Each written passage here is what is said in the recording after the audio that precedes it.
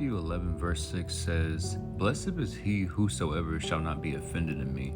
What that means is, when we try to exegete that scripture, is those who don't get offended by the truth. Because remember, Jesus said, "I am the way, the truth, and the life," right?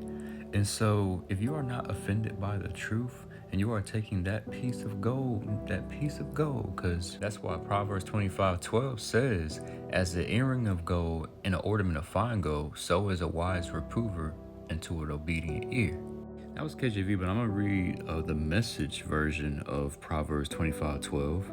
"The right word at the right time is like a custom-made piece of jewelry, and a wise friend's timely reprimand is like a gold ring slipped on your finger."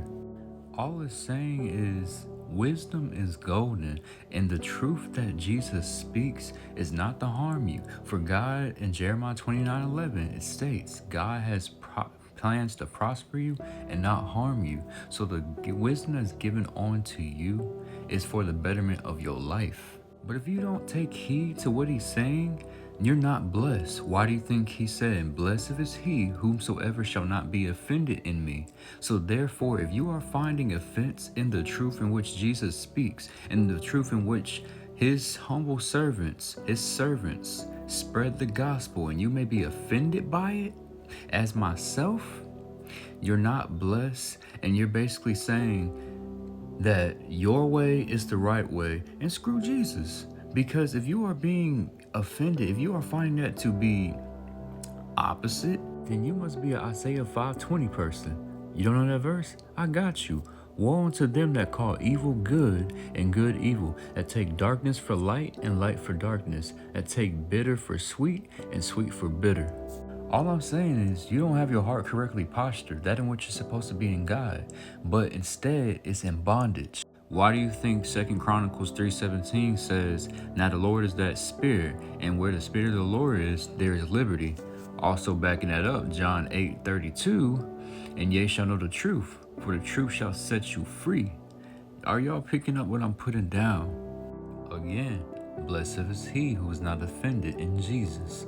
Those were his words. So if you can get out your flesh and kill your pride, because again, like I said earlier, by being offended is basically saying, screw Jesus, your way is the right way. You're going to rely on man.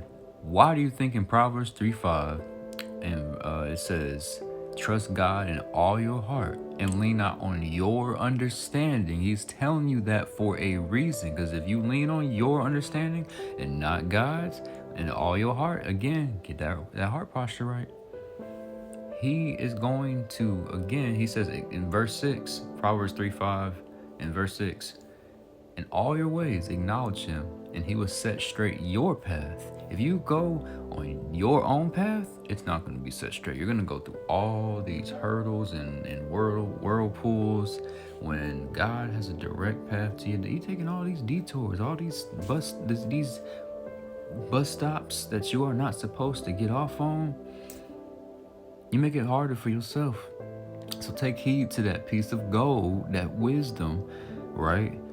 And because wisdom comes from the Lord, the spirit of wisdom comes from the Lord. Take heed to it, and you shall be free. And also blessed, because I don't know how many times I need to say this. John 11, verse 6, "Blessed is he whosoever shall not be offended in me." And Jesus was spitting bars right there.